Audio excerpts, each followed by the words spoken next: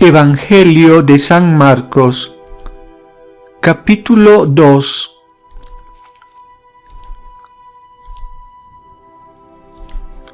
El Hijo del Hombre tiene poder para perdonar los pecados en la tierra. Y días después, entrando de nuevo en Cafarnaún, se oyó que estaba en casa. Y se reunieron muchos, de modo que no había más puesto ni siquiera delante de la puerta, y les anunciaba la palabra. Y le trajeron un paralítico cargado entre 4. Y no pudiendo presentárselo a causa de la multitud, destaparon el techo donde se encontraba, y hecha una abertura, bajaron la camilla en donde yacía el paralítico. Y Jesús, vista su fe, le dice al paralítico: Hijito, te son perdonados los pecados. Ahora bien, había algunos escribas allí sentados que pensaban en sus corazones: ¿por qué éste habla así? Blasfema. ¿Quién puede perdonar pecados sino solo Dios? E inmediatamente Jesús, conociendo en su espíritu que pensaban así, les dice: ¿por qué piensan así en sus corazones? ¿Qué es más fácil decirle al paralítico: te son perdonados los pecados, o decirle: levanta tu camilla y camina? Ahora bien, para que ustedes sepan que el Hijo del Hombre tiene poder para perdonar los pecados en la tierra, dice al paralítico: yo te digo, despiértate, levanta tu camilla y vete a tu casa. Y fue despertado, e inmediatamente tomó su camilla y salió delante de todos, de modo que todos quedaron admirados y glorificaban a Dios, diciendo: jamás habíamos visto cosa parecida.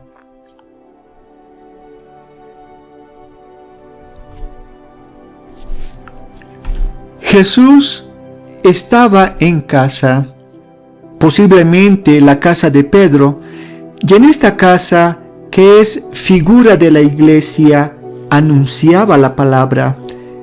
Y al anunciar la palabra se anunciaba él mismo, porque él es la palabra. El paralítico, cargado en la camilla por 4 hombres, estaba inmovilizado por el temor y el no saber dónde ir. Esta parálisis es figura del pecado, y el pecado es la ignorancia del amor de Dios que inmoviliza al hombre y le impide caminar hacia Él. Sin embargo, la fe de aquellos 4 hombres superó todo obstáculo para llevarlo ante Jesús. Y Jesús, al ver la fe de los 4 hombres, le dijo al paralítico: te son perdonados los pecados. Estas palabras escandalizaron a los escribas expertos en la ley, porque en la ley estaba escrito que solamente Dios puede curar la lepra, y solo Dios puede perdonar los pecados. Para los escribas, Jesús, al perdonar pecados, se hacía Dios. Ellos no reconocieron que Jesús es el Hijo de Dios y tiene en la tierra el poder de Dios para limpiar al hombre de su lepra y perdonar los pecados. Por esta razón, en su interior ya habían concebido el veredicto de condenación contra Jesús por blasfemia. Igual que la lepra destruye el exterior del hombre, el pecado destruye el interior del hombre, convirtiéndolo en paralítico, imposibilitado para caminar hacia Dios. Jesús, con su palabra, despierta al que duerme en el pecado y le otorga la libertad para caminar por su camino, es decir, el camino del Hijo que conduce a la casa del Padre.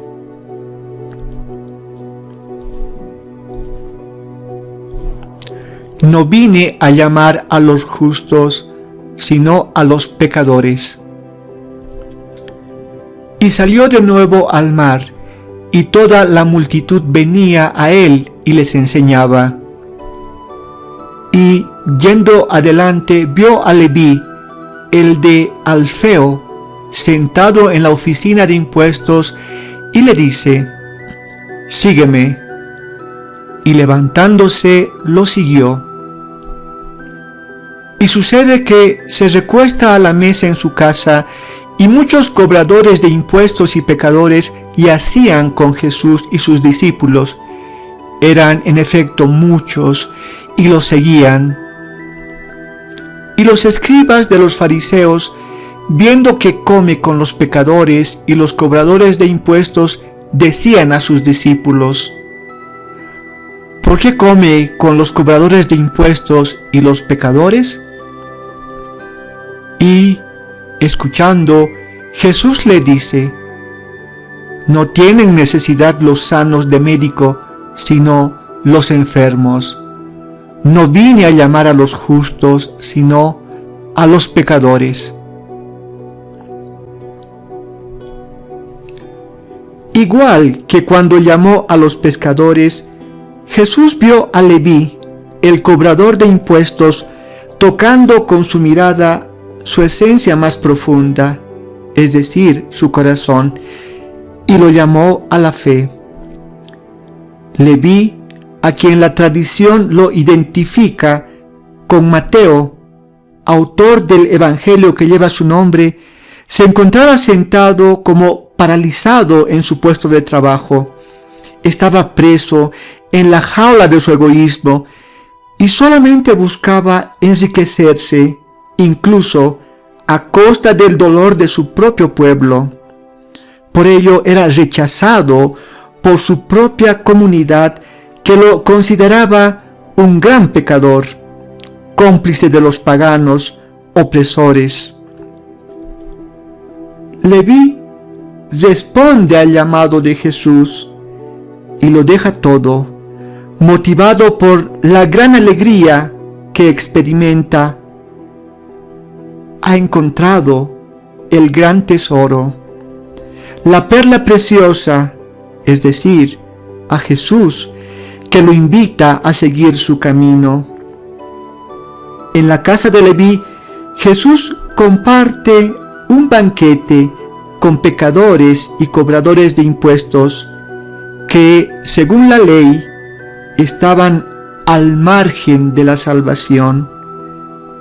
Sin embargo, Jesús trae una nueva ley, la ley del amor, que supera a la antigua ley que solamente desnudaba el pecado del hombre. Por el contrario, la nueva ley otorga al hombre el perdón y lo restituye a su condición de hijo de Dios. Jesús vino a llamar a los pecadores porque ellos reconocen su pecado y por ello son justificados y salvos por la gracia de Dios. El esposo está con ellos Y estaban los discípulos de Juan y los de los fariseos que ayunaban, y vienen y le dicen: ¿por qué los discípulos de Juan y los de los fariseos ayunan, mientras que tus discípulos no ayunan? Y les dice Jesús: ¿acaso pueden los hijos de las bodas ayunar mientras el esposo está con ellos? Durante el tiempo que tienen al esposo con ellos, no pueden ayunar.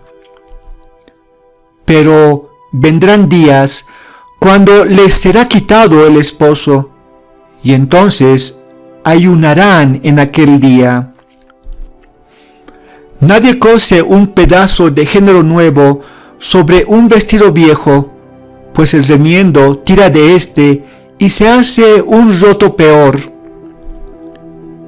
Y ninguno echa vino nuevo en odres viejos, sino el vino romperá los odres y se pierde el vino y los odres, sino vino nuevo en odres nuevos.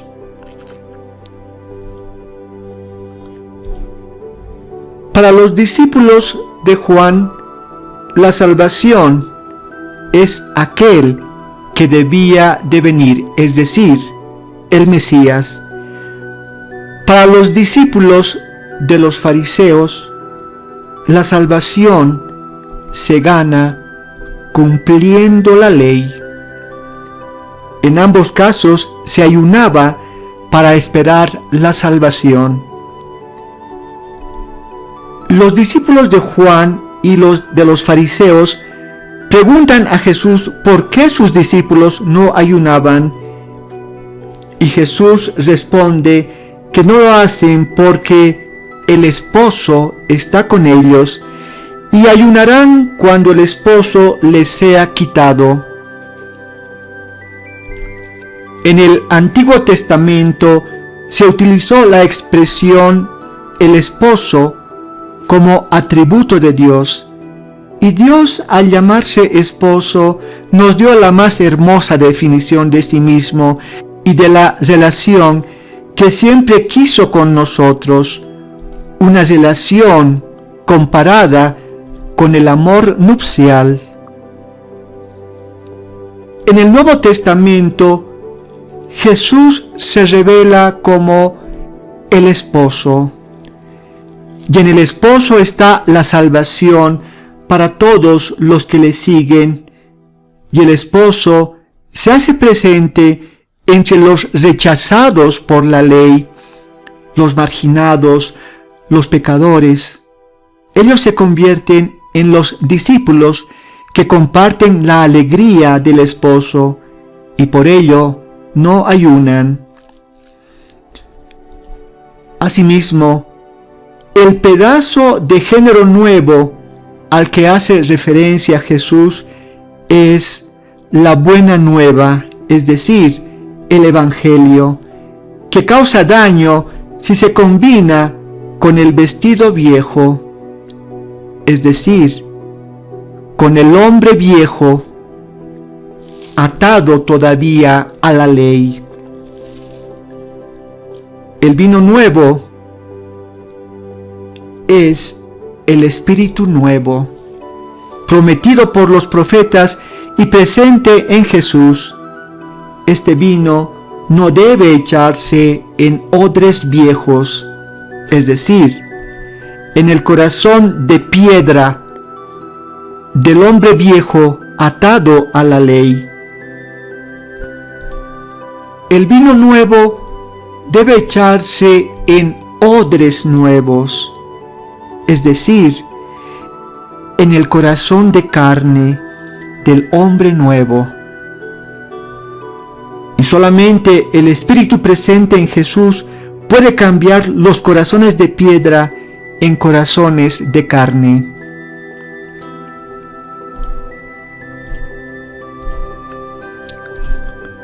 El Hijo del Hombre es también Señor del sábado.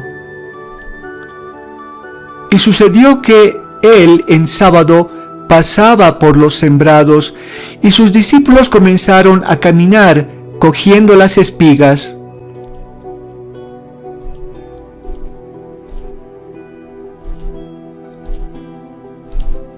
Y los fariseos decían: ¿por qué hacen en sábado lo que no es lícito? Y les dice: ¿no han leído qué hizo David cuando tuvo necesidad y tuvo hambre él y los que estaban con él?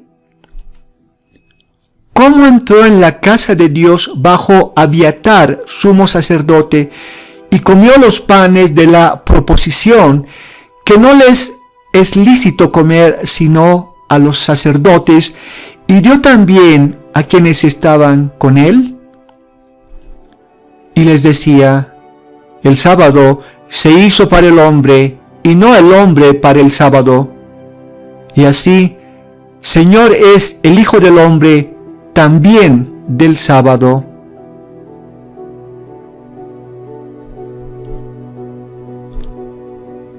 El sábado era el día santo para el judaísmo, y en él estaba prohibido todo tipo de trabajo, por ser el día de Dios.